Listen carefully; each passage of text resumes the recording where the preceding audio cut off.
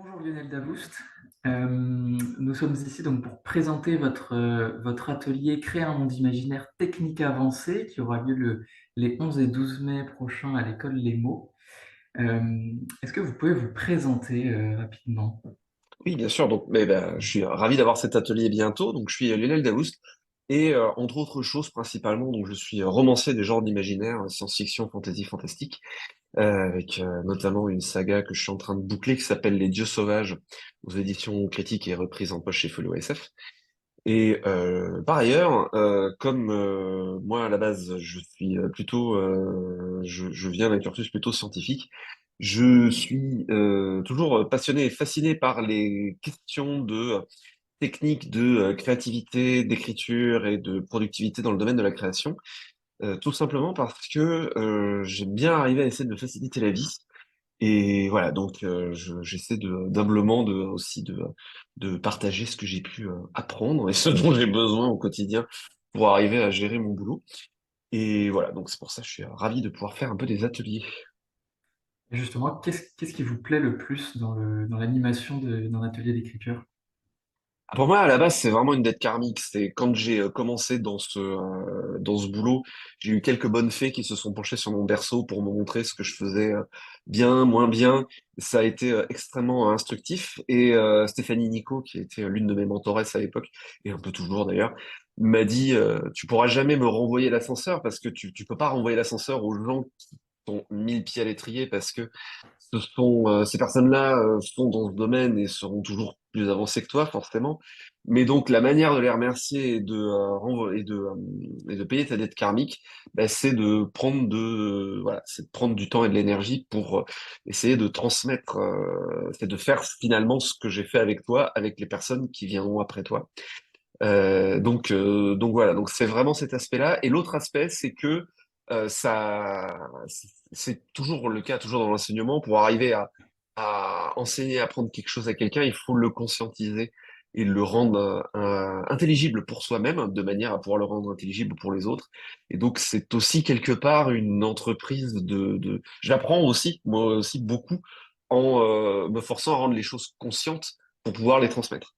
Et puis aussi, j'ai toujours des surprises très enthousiasmantes avec des gens, des écrivains, des écrivantes qui ont des approches différentes et c'est vachement intéressant de voir, parce qu'il n'y a il y a pas d'absolu dans ce métier-là, et de voir comment finalement on peut apprendre les uns les unes des autres. Ça, c'est moi qui guide, mais il y a toujours, voilà, il y a toujours des échanges qui se créent.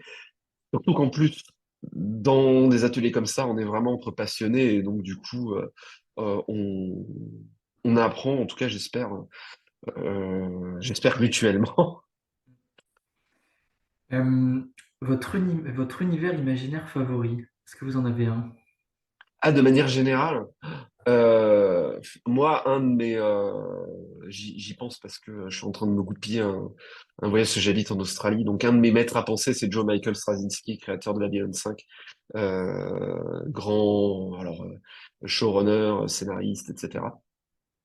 Et, euh, comme j'habite en Australie, je suis en train de me goupiller un petit saut pour aller le voir parce qu'il passe en Australie. Alors ça, je vais faire mon gros fanboy.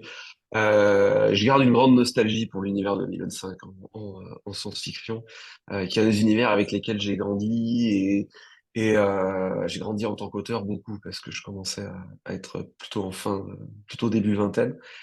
Et voilà, il y a l'univers que j'aime énormément, mais il y a aussi tout le processus, parce que Straczynski a énormément documenté tout son processus de création au fur et à mesure que la série se faisait.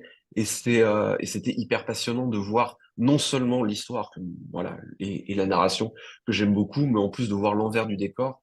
Il est toujours très très ouvert dans la manière dont les choses se passent. Donc il y a cet aspect vraiment fascinant de voir la construction et de voir l'histoire et de voir la construction qu'il y a eu derrière. On peut encore trouver ça sur un site qui s'appelle Midwinter. Nom de domaine s'appelle Midwinter, je crois, mais c'est The Lurker's Guide to Babylon 5, où en fait, il y a un fan qui a compilé l'intégralité de ces messages à l'époque sur Usenet, si ça dit quelque chose aux vieux.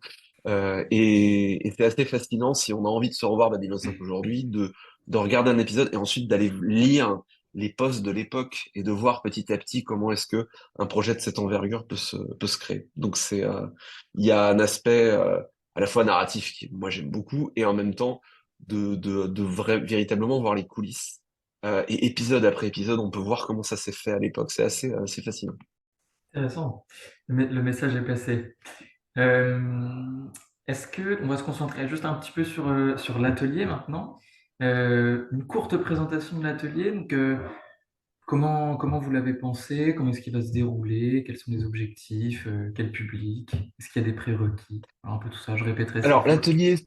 l'atelier, c'est donc techniques avancées de création de monde imaginaire. En gros, le prérequis, c'est que, en fait, j'ai deux ateliers homo sur la création de monde imaginaire. Il y a une version qui s'adresse à absolument tous les publics, y compris les gens qui n'ont jamais vu ou entendu parler d'imaginaire dans leur vie. Celui-là s'adresse aux gens qui connaissent et aiment l'imaginaire et donc on connaisse les codes. Alors, pas besoin d'avoir fait trois thèses sur le domaine, mais en gros, savoir un minimum ce que c'est que un petit peu fantasy, science-fiction, fantastique, même pas forcément forme littéraire, même au cinéma, ça suffit ou en série, quoi. Parce que on va partir de la base que, en gros, on a une sensibilité pour ces genres-là. Le deuxième prérequis, c'est qu'il faut avoir une espèce de vague idée, je dis bien de vague idée, de monde imaginaire, c'est-à-dire une espèce d'envie et, en gros, dans le descriptif des mots, un court paragraphe disant, alors ce serait un monde qui, où il y aurait ça, suffit.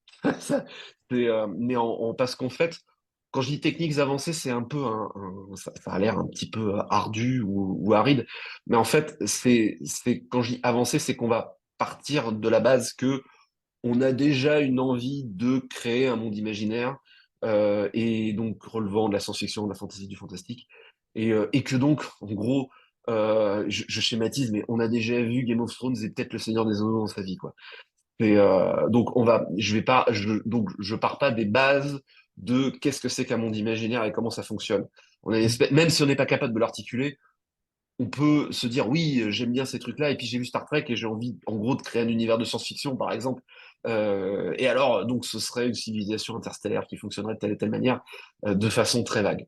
Donc, c'est pour ça que c'est par opposition à l'atelier tout public, où on peut arriver là en n'ayant absolument aucune idée de ce que c'est.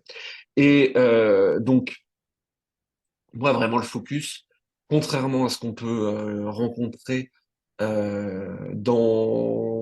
un petit peu dans l'analyse ou dans la vision grand public qu'on peut avoir des mondes imaginaires, c'est paradoxalement, même si ça s'appelle techniques avancées de construction d'un monde imaginaire, moi en fait ce qui va m'intéresser, ce qui va nous intéresser beaucoup, c'est justement de s'intéresser au piège qui est de se concentrer exclusivement sur le monde.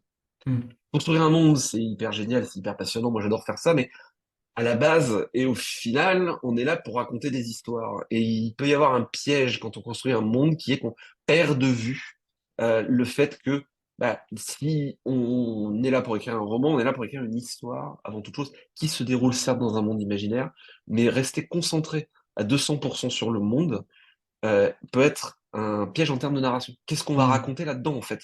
Et l'histoire prouve que lecteurs et lectrices viennent pour une histoire dans un monde chouette, certes, relevant de l'imaginaire, certes, parce que sinon, c'est pas un récit d'imaginaire, mais l'approche par la lentille du monde souvent est aride et compliquée, et en fait, il faut changer de mode de fonctionnement en se disant, je raconte une histoire dans un monde imaginaire. Je suis là pour raconter une histoire chouette certes, qui se déroule dans mon monde. Donc en gros, ça va être toute l'idée, ça va être comment effectivement on construit ce monde-là, mais c'est de ramener constamment les choses à la narration, au fait qu'on est là pour raconter une histoire et que donc le monde n'est pas la priorité.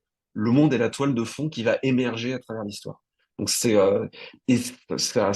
Alors évidemment, hein, on va parler de trucs vachement geeks en mode comment est-ce que la culture peut naître de la géographie, par exemple.